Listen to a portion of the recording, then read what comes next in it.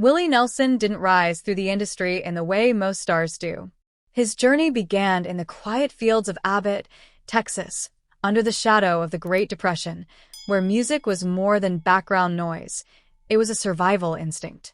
Raised by his grandparents after his parents drifted apart, the rhythm of his life was shaped not by fame, but by silence, struggle, and the worn strings of a child's guitar.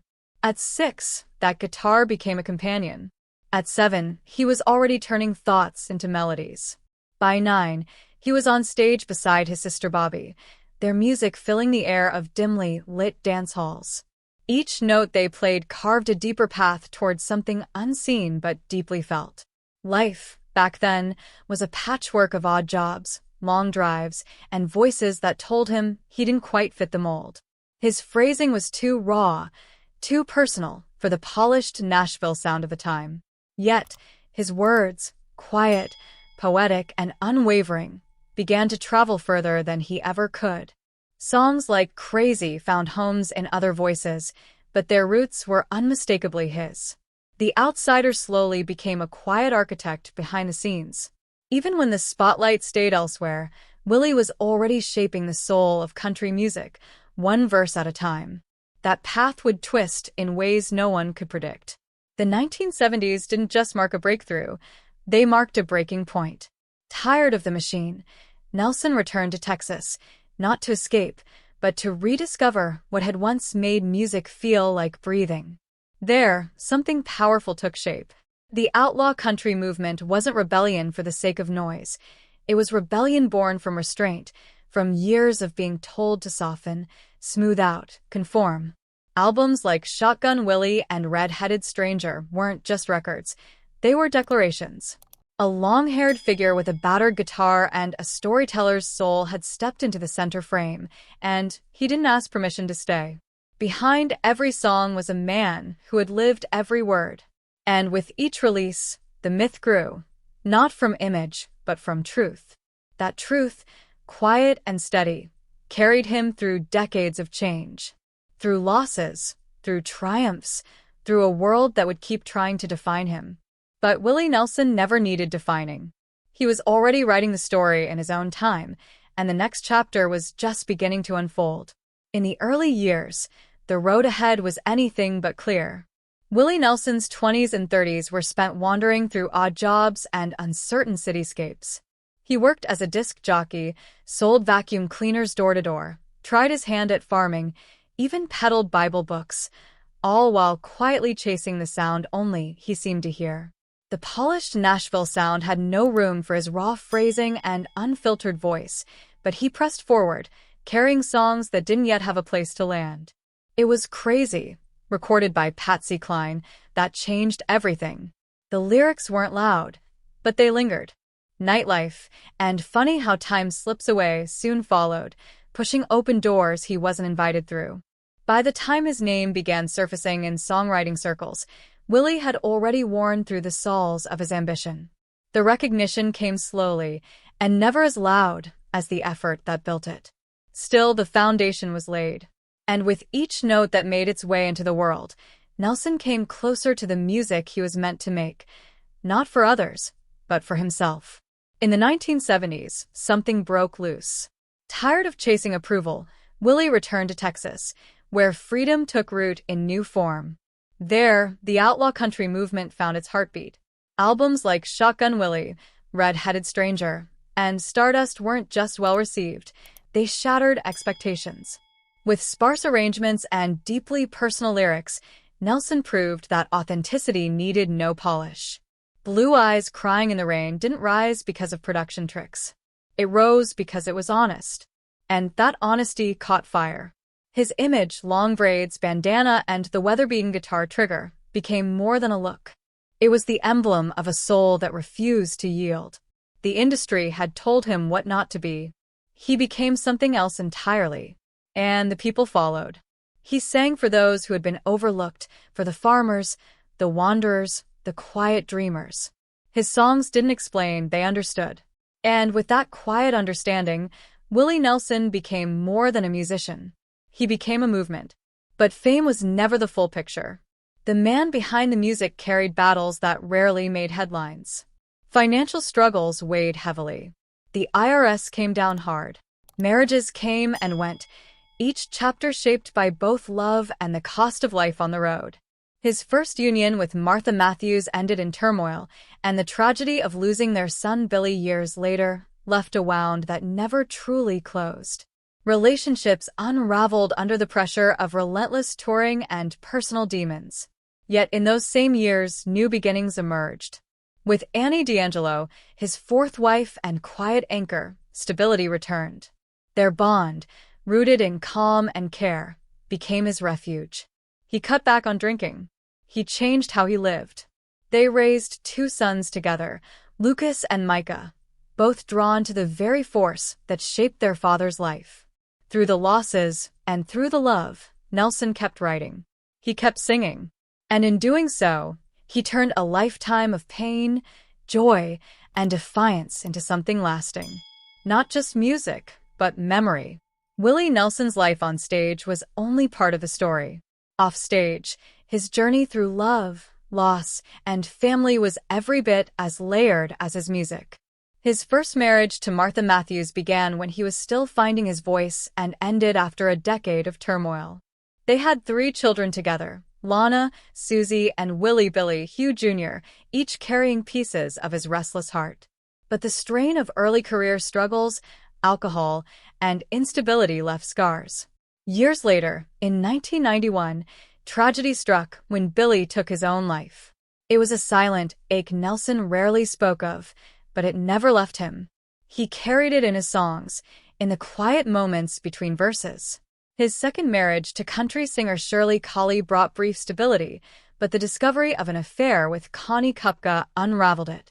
Connie would become his third wife, the mother of Paula and Amy, and a source of strength through difficult years. They weathered storms together, including his battles with the IRS and his own personal demons, but even that bond would eventually fracture. By 1988, a new chapter opened beside someone different. Annie D'Angelo, a makeup artist he met while filming Stagecoach, brought something he hadn't known in years: peace. Their connection grew quietly, rooted in simplicity. Annie stood by him through legal troubles, lifestyle changes, and the relentless pace of life on the road. With her, Willie found the strength to shift old patterns. He reduced his drinking. He changed how he ate. Together, they had 2 sons, Lucas and Micah, both musically gifted in their own right. The family they built became a center of calm. Over time, that foundation allowed Willie to keep going, even as the years pressed forward. Their home in Maui, nestled in tropical quiet, offered him a sanctuary. It wasn't retirement. It was retreat. There, surrounded by music, family, and sunlight, he found the space to reflect. And though Annie's name is sometimes misspelled or forgotten in the headlines, she remains a constant, the quiet partner behind one of music's loudest legacies. But even as peace settled into his later life, one memory from the past returned in a new light. At 92, Willie Nelson began speaking for the first time about a connection he had rarely acknowledged publicly: his friendship with John Denver. Their paths had crossed often, but softly. Denver, with his clear voice and nature-rooted optimism, stood in contrast to Willie's outlaw image. Yet there was something unspoken between them, a shared honesty, a devotion to causes, a gentleness beneath their different styles. They appeared together at charity events and special broadcasts, but never released music as a duo. Still, the respect ran deep. Nelson described Denver as someone who sang from the mountains, a man who meant what he sang, without performance or pretense. One backstage moment stayed with him.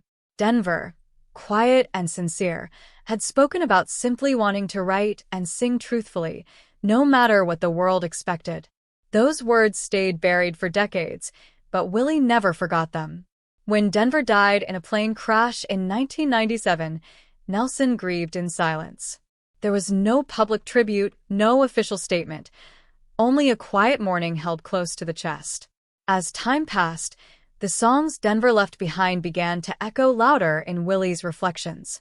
Take Me Home, Country roads and sunshine on my shoulders weren't just songs to him. They were gifts. Nelson recognized the same courage in Denver that he had always strived for in himself. The courage to stay soft, even when the world demanded hard edges.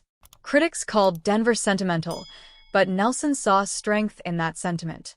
He saw truth. And in his later years, he imagined what might have been. A duet perhaps. Two voices shaped by land, love, and stubborn authenticity. They were, in Willie's words, country boys at heart, each walking different trails toward the same horizon. And in remembering Denver now, Nelson wasn't just honoring a friend, he was honoring a version of himself that had quietly endured all along. In the twilight of a legendary career, Willie Nelson didn't slow down. He simply changed rhythm. At an age when most would step back, he leaned in. In 2014, just before turning 81, he released Band of Brothers, an album not built on nostalgia, but on new stories. It wasn't a collection of past hits or recycled ideas. It was original, it was raw, and it was unmistakably Willie. The record climbed to the top of the Billboard Top Country Albums chart, silencing those who had long written him off as a relic of a different era. Each song carried the same unfiltered soul he had always offered, but now it came from a voice that had lived through every word. The production was stripped back, the lyrics unguarded, and the delivery quiet but unwavering. Critics didn't call it a comeback, they called it a return to form. It was the sound of a man still evolving, still reaching, still unafraid of vulnerability. That same year, he stood under stage lights just as he had at 9 years old, but now with a lifetime behind him. His guitar trigger, worn from decades of playing, didn't need polish to shine. His bandana soaked up the same sweat, only now it held decades of memory. Through every verse, he was telling us, there's more to say. Even now. Especially now. But music wasn't the only stage where Nelson refused to fade. His presence in film and television revealed another side of his artistry, one equally rooted in authenticity. In The Electric Horseman, acting alongside Robert Redford and Jane Fonda, he didn't just play a part, he brought his whole self to the screen. His voice, his mannerisms, his quiet humor, all of it blended seamlessly with the character, leaving an impression that went far beyond the script. From there, his presence only deepened. In Starlight, his gentle demeanor brought comfort to a new generation. He wasn't acting, he was simply being. Each role allowed a glimpse behind the music, into the man who had been shaped by love, loss, rebellion, and resilience. In The Dukes of Hazzard, his portrayal of Uncle Jesse didn't rely on force. It relied on familiarity, on the steady wisdom he'd carried for years. Later, in Blonde Ambition and Zoolander 2, he leaned into the humor of his own image, self-aware but never self-important. These appearances weren't designed to extend fame. They were quiet acknowledgments that his story had room for joy, mischief, and reflection. And audiences, no matter their age, felt that. They didn't need context. They saw something familiar in his weathered smile and steady voice. The roles shifted, but the presence remained the same, calm, grounded, and enduring. What made this era so poignant was not the fame or the accolades. It was the quiet grace with which Nelson carried it all. With Annie by his side and his children forging their own creative paths, Willie had found something elusive: balance. Lucas, leading his own band, echoed his father's storytelling in every performance. Micah, unpredictable and inventive, carved his own identity, yet still traced lines back to Willie's eclectic spirit. Together, they became reflections, not copies, of the legacy their father had built. Willie watched them grow from a distance that felt close, from stages and sound checks, knowing the music had found new voices. At home in Maui, far from the touring buses and hotel rooms, life moved slower. Surrounded by tropical green and ocean wind, he finally had space to breathe. Yet even there, melodies would rise in the stillness. A lyric, a memory, a whisper of a story yet to be told. For a man who had given so much to the world, this phase was not silence.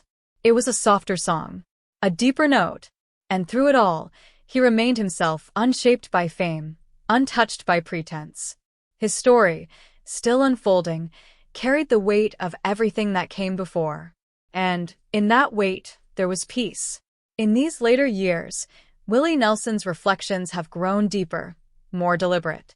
The pace of his life may have slowed, but his thoughts continue to stretch back across the decades.